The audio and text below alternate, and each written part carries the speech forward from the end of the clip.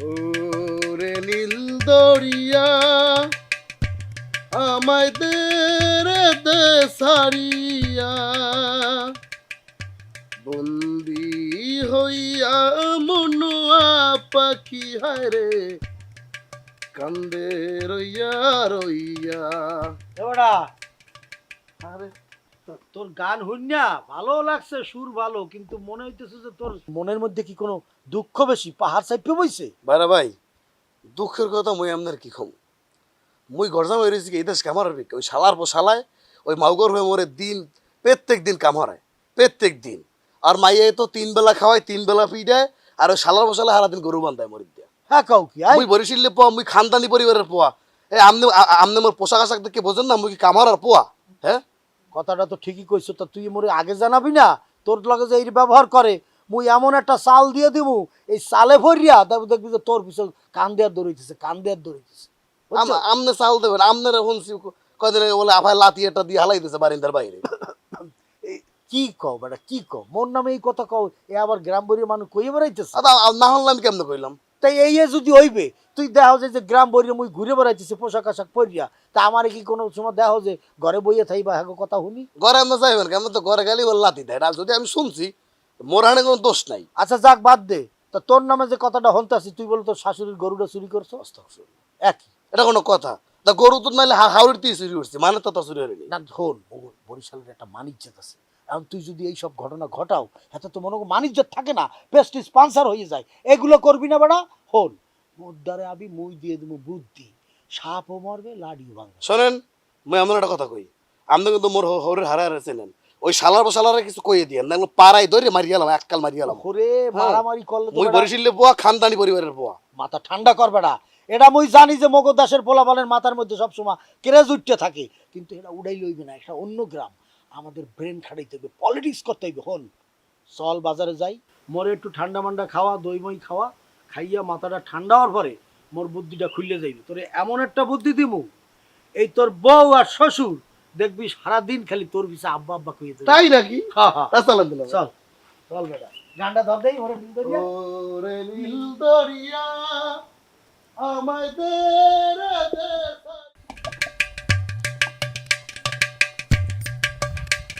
রে শালিকা, কি হয়েছে? কি হয়েছে মানে? সংসারের প্রতি নজর নাই, জামাইয়ের প্রতি খেয়াল নাই। খেতের আইল দিয়ে এরকম করে ঢ্যাং ঢ্যাং করে হাইটে বেড়ালে চলবে? কেন তোমার সমস্যা কি তাতে? হ্যাঁ তোমার এত কলিজা পড়ে কেন? আমি হাঁটলে কি তোমার জলে? জলে মানে? তুমি আমার শালিকা না, খেতের আইল দিয়ে হাঁটবা, আমার তো একটু জ্বলবই। আমার বাড়ির পাশ দিয়ে হাঁটলে পরে কোনো সমস্যা ছিল না। বাজে কথা বাদ দিয়ে কি কইবার লাগছো সেটাই কও তুমি আমারে, বুঝছো? ঠিক আছে, আসল কথা তেলে কই। কি কথা? তোমার জামাই, হ্যাঁ তোমার বাপ রে, মানে তার শ্বশুর রে, বস্তার মধ্যে ঢুকে বাইন্দা নদী ফালানোর চিন্তা ভাবনা করছিল। কি? হ্যাঁ বাজে কথা বলো, জায়গা পড়ো, ঠিক করে কথা বলো। কিন্তু আমি বাজে কথা কইছি? অবশ্যই তুমি বাজে কথা বলতেছো। এটা কোনো কথা হলো? হ্যাঁ তুমি আমার জামাইয়ের নামে বদনাম করো, বেটা ফাউল কোথাকার। এই দুলাবাড়িকে ফাউল বলে? ফাউলই তো। তুমি কত বড় সাহস, তুমি আমার জামাই, আমার নিষ্পাপ জামাইয়ের নামে তুমি এসব কি কথা বলো? ছি! জোতবাপুরে ঘুরে বেড়ায় এই জন্য নিষ্পাপ হয়ে গেছে।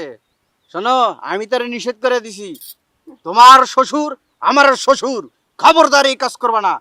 পুরা করা একটা ধমক দিয়ে দিছি। তুমি ঠিক করে কথা বলো, বুঝছো? আমার জামাইয়ের মতো ভালো মানুষ এই এলাকায় নেই, বুঝছো?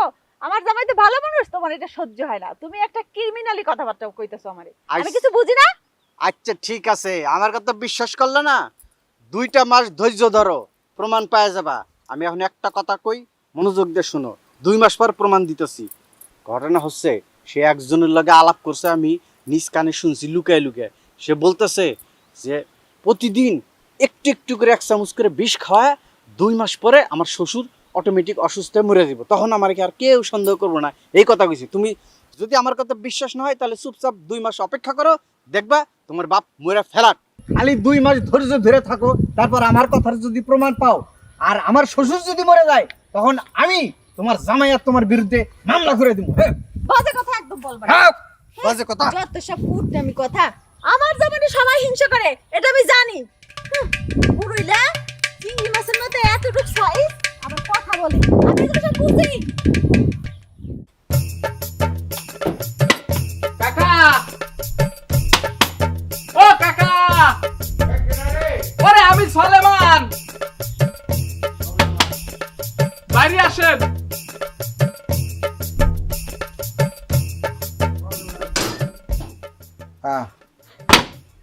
সালাম আলাইকুম চাচা। ওয়ালাইকুম সালাম। কি ব্যাপার সলেমান, এখন কি রাইত না দিন? এটা কি করছেন? এখন তো দিন। তা দিন তা তোর এই বেশভূষা লইয়া নাইছ কা? তুই ডিউটি করো নাইটে, তেহন আইছো কা? ওরে কাকা রে, ছোট্ট একটা চাকরির জন্য যে কি পেরেশানির মধ্যে আছি। আমি তো ওই যে ওই ট্রেনিং করতেছি, ট্রেনিং মানে ওই যে আনসারের একটা চাকরি হওয়ার জন্য আমি ইন্টারভিউ দিলাম। তা ওরা কইছে আমার ট্রেনিং করা লাগবে, তাই তো আমি ট্রেনিং করতেছি। জি, লাইট, রেড, রেপ, রাইট, ডান, বাম এইসব করতেছি। সবই ঠিক আছে, কিন্তু ওই চাকরি করিয়া কয়টা পাবি হ্যাঁ জানি না। আর এখন যে হারা গেরাম এই বেবাকে যে আমরা মিলিয়ে টাকা দিই হাতে, তো তোর 18-19 হাজার টাকা কিন্তু মায়না পড়ে। তুই তো আমার মনে হয় না যাইয়া ওই আনসারি চাকরিতে এত টাকা পাবি। আর খাটাখাটনি হতে কিন্তু অনেক, এই বুঝিয়ে দেখ। কাকা চাইছিলাম তো এই গ্রামে থাকি, গ্রামের মধ্যে একটু সুখে শান্তিতে আছি, কিন্তু আপনার ওই যে মাইয়ে এর জ্বালায় তো আমি পারতেছি না। সে তো সারা সময় শুধু ফুটুর ফুটুর করে, আমি কিছু করি না, কিছু নেই করি না। যদি আনসারের চাকরি একখান পাই তাহলে এবার কি হবে জানেন? তাহলে কি হবে, আরে রেশন পাবো, চাল পাবো, আটা পাবো, গম পাবো, চিনি পাবো, তেল পাবো। তখন কি হবে, মুখের মধ্যে মাইয়ে দিয়ে তখন আমি যে স্যালুট দিলাম না আপনার, ওই মাইয়ে তখন আমার স্যালুট দেবে। সবচেয়ে বড় কথা হলো তখন হাতে আর এই বাঁশের লাঠি থাকবে না, তখন একটা বন্দুক থাকবে, তখন গুলি করবো ডিসা ডিসা। না এইটা একটা যাই হোক, চিন্তা ভাবনা তোর একেবারে যে খারাপ এটাও না। সরকারি রেশন, চাউল, ডাল, ভাতা টাতা অনেক। যাই হোক, আরো একখান কথা কই যাক কাকা, আমি যদি আনসার হতে পারি এই গ্রামে, পুলিশ, দারোগা, পিডিআর তো আসবেই না, আর চোর ডাকাতের কোনো কথাই থাকবে না। মনে করেন এই গ্রামটা থাকবে একেবারে এই নিরাপদ। আচ্ছা ঠিক আছে, এখন কি করতে হবে কি হইয়া কম? এখন আপনার একটু সহযোগিতা লাগবে। কি বুঝলেন তো, আমি বাইরে যতই ভালো ভালো করি না কেন, আপনার ওই আপনাকে মায়ের কাছে গেলে তো ফুটোস হয়ে যায়। ওরা একটু বুঝাই করেন যাতে আমার ও কি রাজি না? না রাজি, কিন্তু হের সামনে যখন যাই তখন তো আরে বাবা বুঝছি, চাকরি তোরে নিতে না কয় নাকি? ভাই চাকরির কথা তো সে না কয় না, হে কয় তুমি চাকরি করো, টাকা কামাও, আমার দাও, লিপস্টিক দাও, সোনো দাও, পাউডার দাও, হেডার দাও, সেটা দাও। আমি তো বেকার আছি, এখন আমি কিভাবে কি দেবো? হের লেগে আপনার সাথে একটা পরামর্শ করতে আসলাম। তো কি পরামর্শটা কি? ওই পরামর্শ হলে যদি আপনি একটু আমার বউরে একটু বুঝে কন, তখন অসুবিধা কি? তাহলে তো এই গেল। আরেকখান কথা হইলো ওই আপনি একটু আমার দোয়া করে দেন যাতে এই আনসারের চাকরিটা আমি পাই যাই। না না পাবি, তোর চিন্তা ভাবনাটা ভালো লাগছে আমার। পরে হন্নি টুনিয়া না, এটা খারাপ না। তুই যে নিজে স্বাবলম্বী হইতে চাইতে আসো, এটা ভালো। ওই ওই হন, এটা তো জামাই কেন দইয়ে গেছে, হগল দিয়ে ওই হৌরের ফুটিয়ে খায়। তা তুই হ্যাঁ দিয়ে একটু বলো দইলে একটু আলাদা হইতে চাইতে আসো। কাকা সব কথা ঠিক ছিল, কিন্তু আপনার ওই কথায় আমি ছোট একটা মাইন খাইছি। কি? আপনি আমার যে করলেন বলদ, ওরে আমি যদি বলদ হইতাম তাতে বাঁশের লাঠি রাখতাম, আমি তো একা একাই। আচ্ছা যাক, ঠিক আছে, আপনি একটু দোয়া করে দেন। ওরে বলদ, এটা এই বলদ না, তাইলে তুই বুদ্ধিমান বলদ, এই দেখো। এই যে কথাটা কইছেন, একমাত্র এই গ্রামে আপনি আমারে কলেন যে আমি বুদ্ধিমান। এই কথাটা যদি আমার বউ বুঝতো, তাহলে আমার হাতে কে লাঠি থাকে? আমি আছি, আমি বুঝেই দিব। আচ্ছা ঠিক আছে, তাহলে আসি। জি, আসসালামু আলাইকুম।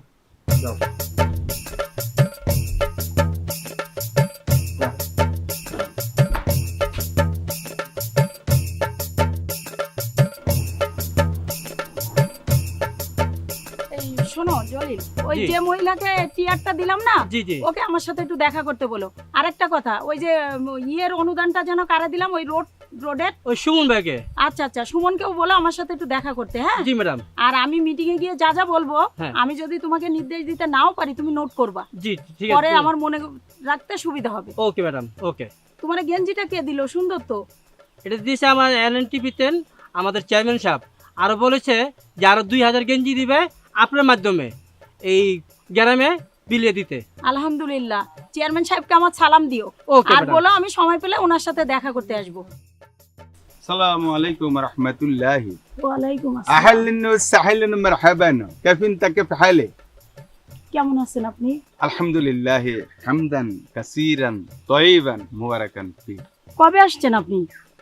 আপা কলজা হাঁটি যাই গো আপা 3বার হাঁটাইছে হাতে আর হরে বউ এক কিনার দি জ্বালায় হরে এক কিনার দি জ্বালায় হেতে আরে কইছে হিয়ানো যা এসি রুম বেতনের কোনো অভাব নাই ফুলুস হেতারা আরে ভিতরে কয় ফুলুস টিয়ারে একটু ফুলুস বাংলা বাংলা বাংলা বলেন স্যার। আরে টিয়ারে ফুলুস কয় ফুলুস বুঝছি বুঝছি কয় ফুলুসের কোনো অভাব নাই ফুলুস কাতির হুম। আবার গো হিয়ানো যাই দে এই মরুভূমির মধ্যে আরো 15 গা উট আর নৌকা ছাগল দিয়ে বয়ে রাখছে হুন্ডে যে হরে কপিলে খাওন দি যায় আই সহ্য করতে পারি না সোজা চলে আইছি কইছি কপিল আর মানে? লাগতো না এটা কপিল মানে কি ভাই? আরে কপিল মানে ওই যে এতারা কপিল কা মুদির কা আর মালিক ও যেন আচ্ছা হাঁটাইছে আচ্ছা আচ্ছা এখন আপা কাল হরে আরে এই বেটা তুই বাদাই মা আরে করে খাস আজ না কিছু আপা থাকতাম না কর হালাইতে যাই এমকিন আপা আন্নে এলাকার কাউন্সিলর আন্নেটার কি বিচার করবেন আপনারা এটা করে দিবেন আপা অবশ্যই বিচার করব, তবে একটা কথা ভাই, আপনাকে কিন্তু সৌদি আরবের ড্রেসে সুন্দর মানাইছে ভাই।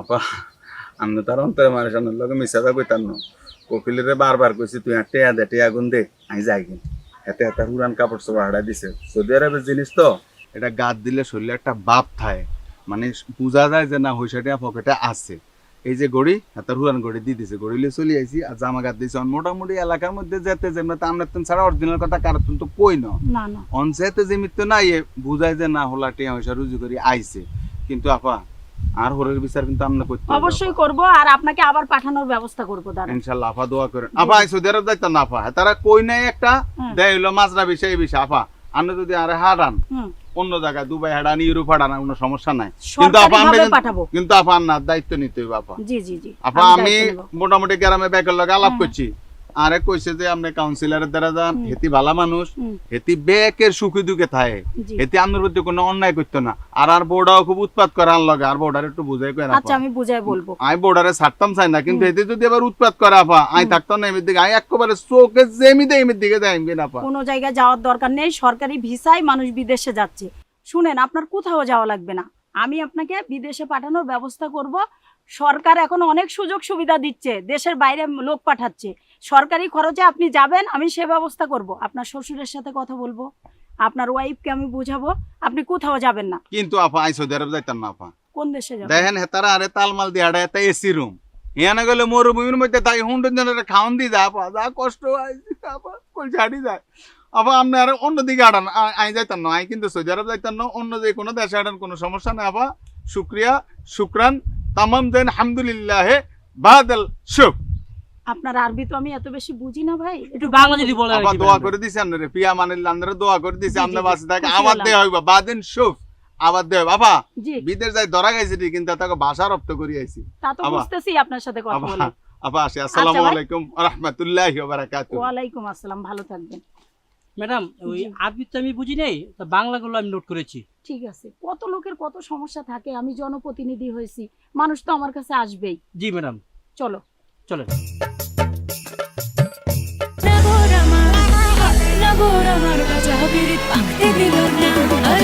যদি আনসারের চাকরিটা হয়ে যায় তখন আমি পাবো একটা বন্দুক আর বন্দুক পেলে ও বন্ধু 3 দিন তোর বাড়িতে গেলাম দেখা পাইলাম না হা বন্ধু 3 দিন এত সুন্দর গান আপনি গাইতে পারেন? আমার তো গফি নাই, তাহলে তো গফ লাগাতে হবে।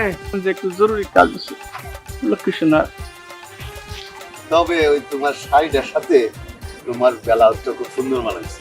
আমি যা বলবো তুমি তাই শুনবা। শুনবো, তোমার কথা শুনবো, তা তোমার বাদ দিয়ে এই সংসারে অন্য কাউকে নিয়ে এসে শুনবো। বাবার কাছে মুখ দেখাইতে পারি না, কি একটা বাদাই না জামাই বিয়ে করছি। মামুর বেটি আর অত্যাচার করিস না মামুর বেটি। আমারে যেমন ডলে আমরা কি কম ডলে বউ রাইতের খাবারটা তো খাই নাই এখনো আরো পরে 5 টিপবা তারপরে খাবার। কালকে ভালো ভালো রান্না তোমাকে দিব, খাওয়াই একবার। বড় জামাই থাকে আবার কথা বলে। না আমার লজ্জা লাগে। আরে কও তুমি আমার শালি না। না বলবো না।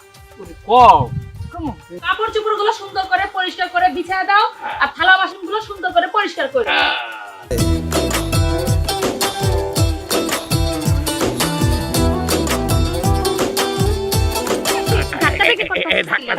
মামুর বেটি তুমি আসো, আসো তুমি আসো। তোমার সাথে পরে কথা হবে।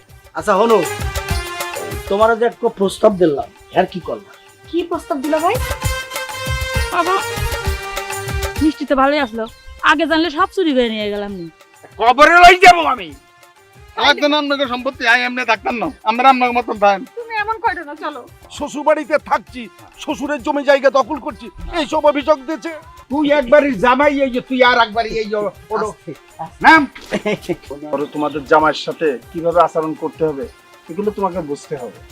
কি যে কপাল আমার। আমার দেওর হয় ওর পুরুষের সাথে কথা বলতে ভালোই লাগে, জামাইয়ের খোঁজ নাই, অন্য বেটির জামাইদের তো গোষ্ঠী কিলাই আমি আরে ওই কথাটা বোঝার চেষ্টা করো। কথা তোর আজকে বাসায় যা বুঝাম কথা কাকে বলে। আরে লাঠিটা যে যন্ত্রণায় আছি আমরা সবাই জামাইদের নিয়ে। এই সিনিয়র হইলে আমি হইব, আমার বউ নেত্রী। সংসারের প্রতি নজর নাই, জামাইয়ের প্রতি খেয়াল নাই। খেতের আইল দিয়ে এরকম করে ঢ্যাং ঢ্যাং করে হাইটে বেড়ালে চলবে? কেন তোমার সমস্যা কি তাতে? হ্যাঁ তোমার এত কলিজা পড়ে কেন? আমি হাঁটলে কি তোমার জ্বলে? ও সারাদিন খুব কষ্ট করছো, দেখলাম তো ওই ভাবির লগে পিড়িতির আলাপ শুরু করছো, তখন